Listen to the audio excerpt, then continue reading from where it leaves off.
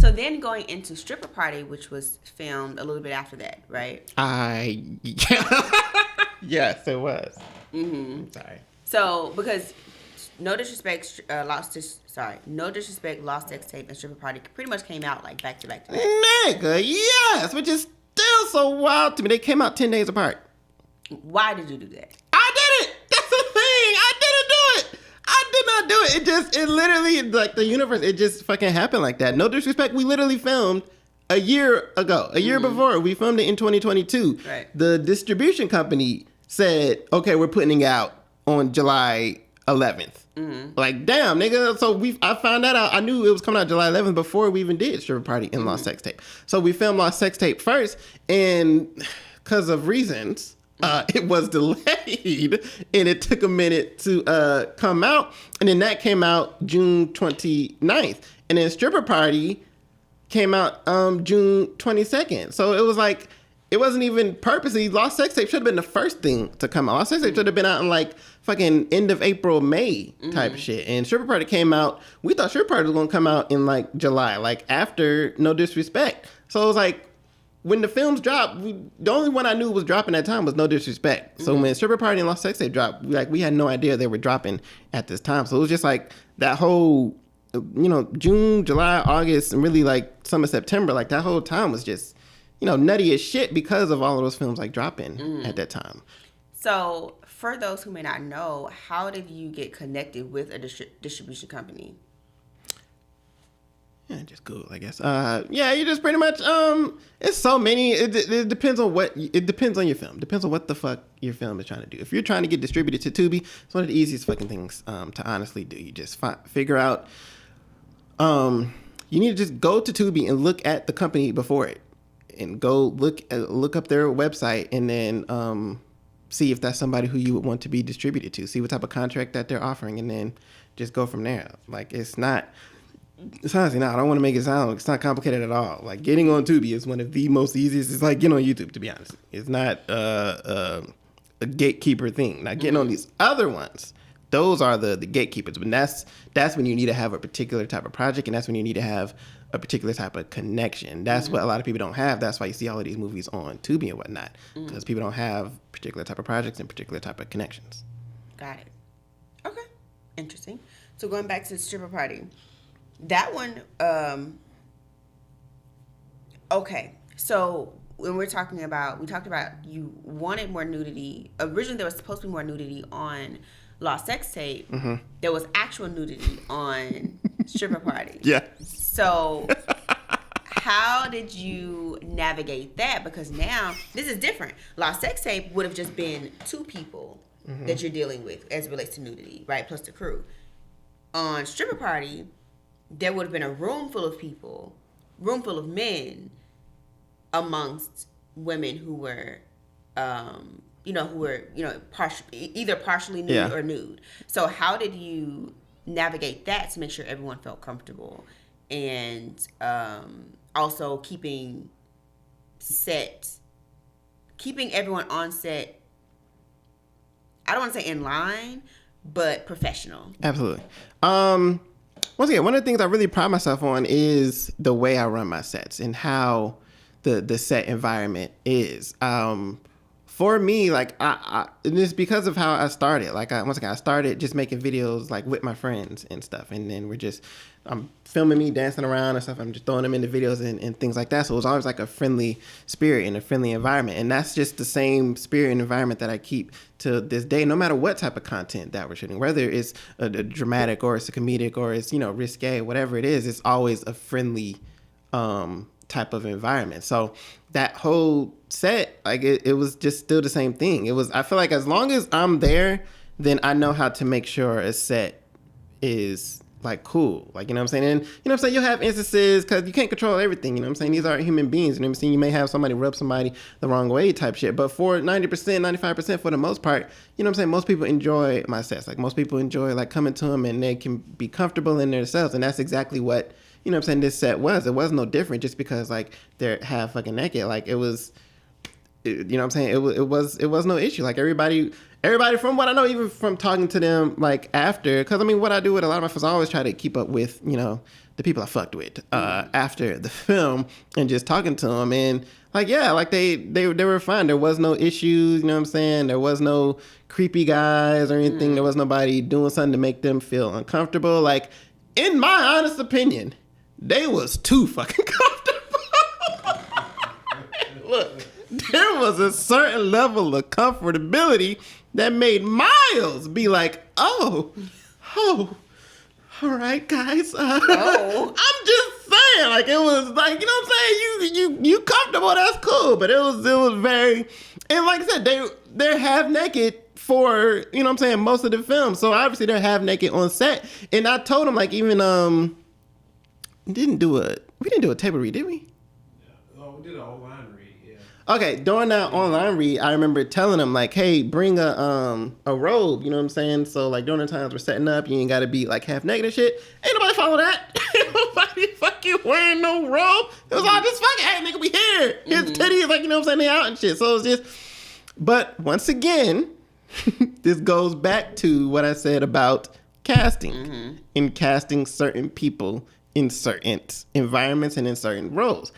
Now, granted, most of these girls I didn't know personally, but I like to think I have a gift of people. And I like to think I know certain types of people, and I can just get a vibe for them. It doesn't take me long to kind of see, you know what I'm saying, what type of person this is. And I mean, I think we casted the right people for this project, so it wasn't no because I said that on the online read as well, like, hey, you know what I'm saying, y'all read the script, y'all know what type of film this is, you know, if you're ever uncomfortable, let me know, but honestly, we don't need anybody getting on set and being like cringe and being all shy and all of that, you know what I'm saying, we need y'all to do these certain things, and if you're not okay with that, please, you know, let me know, and you know, so we're going to find somebody else. But no, all of them were okay with it, and then when they showed up to set, they did exactly what the fuck they came to do. So no, I appreciate the hell out that cast. I mean, me and Marcel say it all the time, like the fact of how we got that cast and how it came together was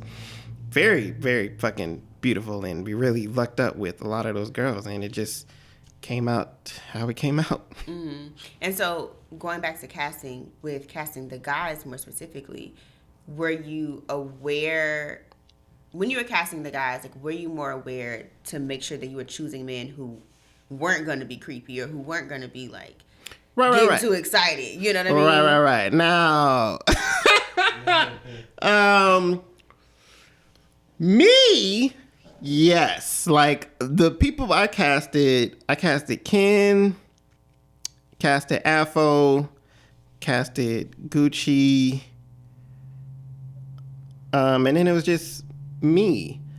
So, like, all of the actors who, like, had, like, lines, actual lines and shit, like, I knew them to where, oh, yeah, I know they, you know, they've been around ass before. You know what I'm saying? I know they're not about to come in here and just, you know, be, you know, too excited and all of that good stuff. Like, it's, you know, cool, calm, collected people came here to do their fucking job and get the fuck on.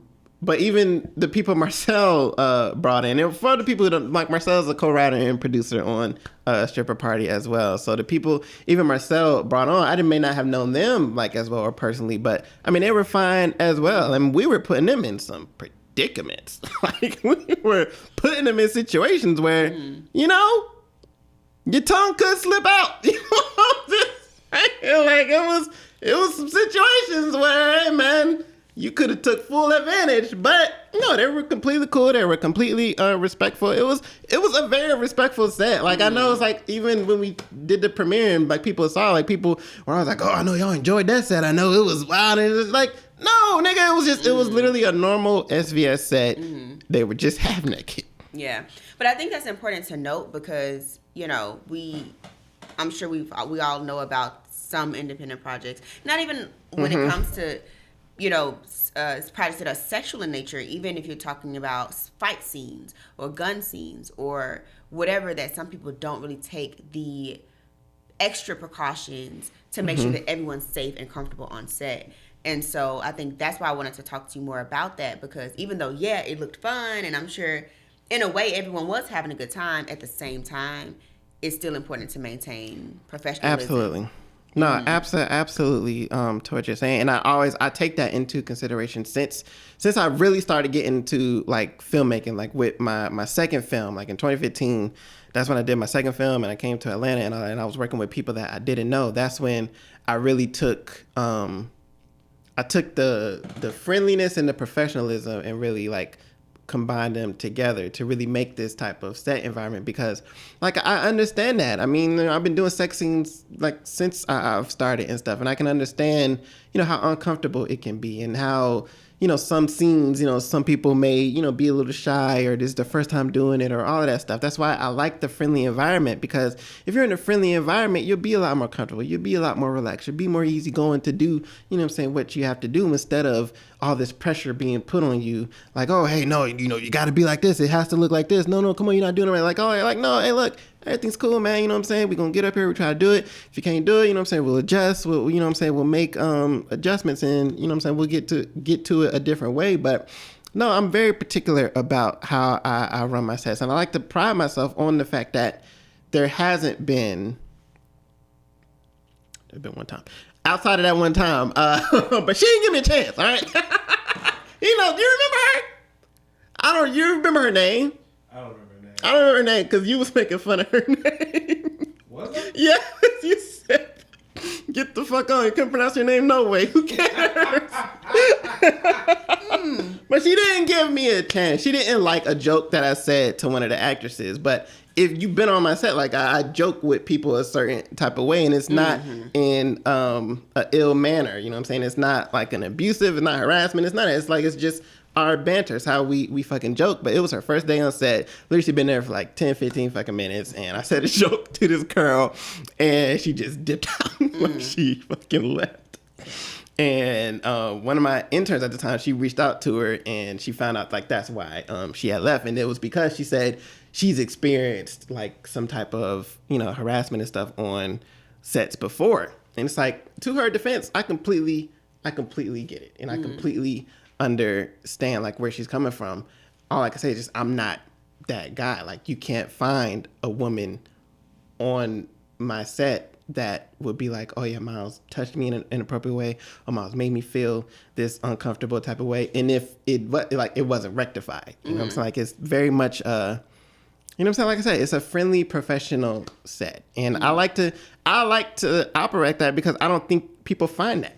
People don't find sets like this just all willy-nilly, like somewhere. Like, most people don't even like being on set. Like, they'll be so isolated on set because they don't want to talk to anybody, like, because of the environment. Like, it's not fun. Like, it's fun when the camera's rolling and it's acting and stuff, but in between takes and stuff, it's like, it's boring and all of that stuff. There's one reason Marcel hates our sets is because as soon as cut, it's erupted. Like, what I'm saying? Everybody's talking to each other. Everybody's like enjoying themselves and talking, and it's hard for him. It's hard for him to get to the next shot.